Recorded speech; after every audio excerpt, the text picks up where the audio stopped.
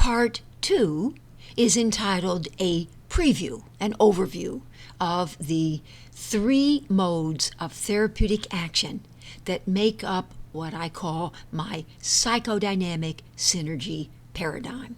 So this is just sort of an introductory piece here, these next slides, in order to get you warmed up. Okay, so the therapeutic use of optimal stress to provoke or jumpstart recovery. The developmental task, which is in essence the developmental task of child and parent, and the therapeutic task of patient and therapist. The 2 processes are very similar, both involving transformation of dysfunctional defense into more functional adaptation. I mean, it's a continuum. It's not either or, it's sort of both and, but with defense being more towards the dysfunctional end and adaptation being more towards the functional end. Freud would have said, where id was, there shall ego be, speaking to this transformation from less healthy to more healthy, from less evolved to more evolved, from less complex to more complex. Where defense was, there shall adaptation be, will be my rendering of where id was, there shall ego be. It's an ongoing process involving healing cycles, iterative cycles of disruption and repair. Again, this is preview. The therapist will precipitate disruption in order to trigger repair by way of optimally stressful interventions, not just empathic interventions, although there's a place for those as well, but of course, as part of creating the backdrop for the empathic attunement, authentic engagement, secure attachment, and therapeutic alliance that are absolute requirements for the psychodynamic psychotherapy process to evolve.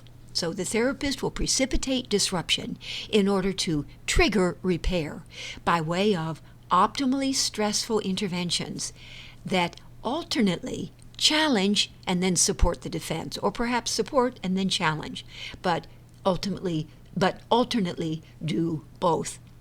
And I'm going to be suggesting some prototypical optimally stressful interventions, statements that we can make that will provide both impetus for disruption, but opportunity for recovery and a reconstitution at a higher level of integration, balance, and harmony. Again, this is just a preview. So, iterative healing cycles of destabilization in reaction to the challenge, the stress that we will, the stressful interventions that we will be offering. Iterative cycles. I know there's a distinction between recursive and iterative. People have explained it to me, and I think that what I mean here are iterative healing cycles of destabilization. Now notice I'm saying in reaction, not response, but in reaction to the challenge, and then restabilization in response to the support. And by tapping into the patient's underlying resilience and adaptability. In other words, we're going to be highlighting that it's a defensive reaction, but an adaptive response. So reaction is less evolved, response more evolved.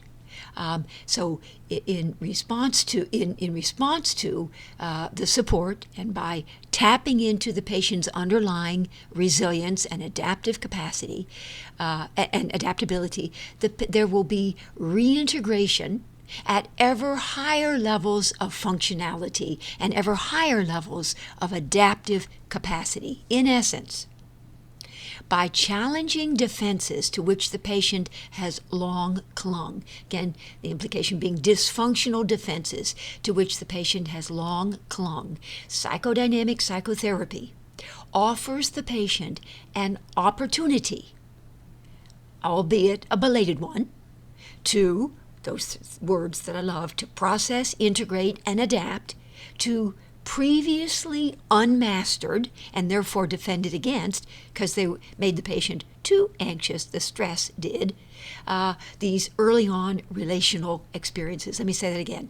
In essence, by challenging defenses to which the patient has long clung, psychodynamic psychotherapy affords the patient an opportunity, admittedly a bit after the fact, but to process, integrate, and adapt to previously unmastered and therefore defended against early on relational traumatic experiences. All right, so I have synthesized, integrated the stuff that I've been reading in the literature over the course of the decades, and I have, again, my psychodynamic synergy paradigm, which consists of 3 modes of therapeutic action. Modes that are mutually enhancing, not mutually exclusive. And furthermore, and I'll go through them in a second, again, this is still the preview, it's not like you do one and then you do the next and then you do the third one, but rather you as the therapist will be continuously transitioning from one to the next, to the next, to the next, donning first Model 1 hat, then Model 2, then Model 1, then Model 3, Model 2, Model 3, over the course of a session. So here we go. Model 1 is the interpretive perspective of classical psychoanalysis. Model 2, my Model 2, is the deficiency compensation perspective, or the corrective provision perspective of self-psychology and those object relations theories emphasizing internal absence of good, as I call it. In other words, the errors of omission, deprivation, and neglect. So let me say again, Model 2 is the deficiency compensation or corrective provision perspective of self-psychology, which we know to be a deficit model, and those object relations theories emphasizing internal absence of good or structural deficit, resulting ultimately in structural deficit and impaired capacity to be a good parent unto oneself. And in terms of we know self-psychology, and in terms of object relations theories that emphasize internal absence of good, we can think of Michael Balint, who wrote, of course, about the basic fault. That's an internal absence of good. All right, Model 3 is the intersubjective perspective of contemporary relational theory and those object relations theories emphasizing not internal absence of good, but internal presence of bad. So instead of the errors of omission, deprivation, and neglect, now we're talking in Model 3 about the errors of commission. In other words, trauma and abuse. And as we're going to see, and I'm jumping ahead here because this is still preview, Model 1 will be primarily, again, these are mutually enhancing, not mutually exclusive, but the focus in Model 1 is a little more on interpretation. Model 2 on facilitating the grieving that the patient was never really able to do early on for whatever complex mix of reasons. And as a result of not grieving, they are still needing input from the outside because they don't yet have the capacity to be internally self-regulating. They have internal absence of good. So Model 2 is going to be fundamentally about facilitating grieving. Model 1 interpreting, Model 2 facilitating grieving, and Model 3 the intersubjective perspective.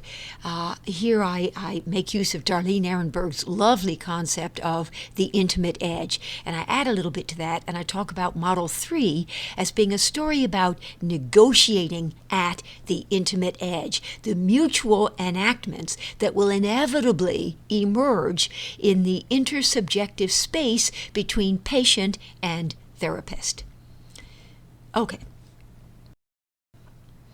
Okay, a little bit of compare and contrast here. Model 1, classical psychoanalytic perspective, is more about knowledge. It's a one-person psychology. The focus is on the patient's internal dynamics and conflictedness. And the therapist, in those moments when has donned her Model 1 hat, the classical psychoanalytic perspective involving interpretation, she is more of a neutral object. Model 2, the self-psychological or corrective provision or deficiency compensation perspective, is more the primacy of experience. It's a 1.5-person psychology. Andy Morrison in Boston here some decades ago had introduced the concept of a 1.5-person psychology in contradistinction to a 1-person psychology, and in contradistinction to a 2-person or intersubjective psychology. But anyway, Model 2 privileges experience. It's a 1.5-person psychology. The focus is on the patient's not so much internal dynamics and internal conflictedness or neurotic conflictedness, but rather the patient's affective experience. And now the therapist participates not so much as a neutral object, but more as an empathic self-object. And I give that a 1/2. Now, on a good hair day, if you as the therapist are being especially empathic, then maybe that would be 3/4, in which case Model 2 would be a 1 3/4 person psychology. All right, Model 3. The intersubjective perspective of contemporary relational theory. Now, relationship is being privileged. It's a 2-person psychology. The focus is on the patient's not internal dynamics, what's going on inside the patient's head, but the focus is more on how that gets translated into her relationships. So the focus is now on the patient's dysfunctional relational dynamics.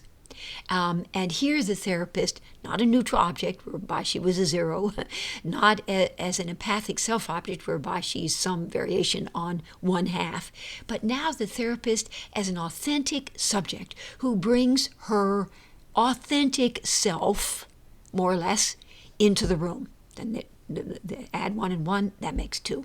Okay. Model 1 is more cognitive. And it's about enhancement of knowledge within. Notice the preposition, within. Ultimately, a stronger, wiser, and more empowered ego. So again, Freud, classical psychoanalytic, where id was, there ego shall be. And we talk about strengthening the ego with its enhanced knowledge, insight, awareness within. Okay, Model 2 is more affective. Here we have the provision of corrective experience. 4, and ultimately the net result, a more consolidated and compassionate self. So Model 2 in self-psychology and those object relations theories that emphasize internal absence of good, their language is not ego. Their language is the self. So, and deficits, the basic fault, or self-psychology, the structural deficits. So now we have provision of corrective experience 4, and ultimately a more consolidated and compassionate self. Model 3 is the relational, privileges relational. And instead of enhancement of knowledge within, instead of provision of corrective experience 4, now we have engagement in healthy relatedness with. And ultimately a more engaged self in relation. The folks, the clinicians at the Stone Center in Wellesley, Massachusetts here, had talked a lot about the self in relation. So Model 1's about the ego, Model 2 is about the self, and Model 3 is about the self in relation. So from within to 1 is within, 2 is for, and Model 3 is with. Okay, as we shall soon see, it will be input from the outside. Think the therapist's input. Input from the outside and the patient's capacity to process, integrate, and adapt to the impact of this input that will ultimately enable the patient to get better. Okay, fair enough. Let's just sit with that for a moment. It will be input from the outside and the patient's ability to process, integrate, and adapt to its impact that will ultimately enable the patient to get better. But more specifically, it will be stressful input, optimally stressful input from the outside, and the patient's capacity to process, integrate, and adapt to. And again, the different interventions that I'm going to be suggesting will be highlighting and explaining how it is that we do facilitate the processing, integration, and adapting to the impact of this stressful input that will ultimately provoke recovery. In other words, it is not so much gratification as frustration against a backdrop of gratification, which in the literature is described as optimal frustration. It's not so much support as challenge against a backdrop of support. And again, it's the backdrop of gratification and support and empathy that will allow for the development of that are part and parcel of empathic attunement, authentic engagement, secure attachment, the facilitation of secure attachment, and the development of a therapeutic alliance. Okay, so again, not so much empathy as empathic failure, about which self-psychology talks at great length, but empathic failure against the backdrop of empathy. It will be this optimal frustration, these empathic failures, this optimal stress that will provide the therapeutic leverage needed to provoke, after initial destabilization, eventual restabilization of the system at a higher level of functionality and adaptive capacity. And now to the last slide in this part.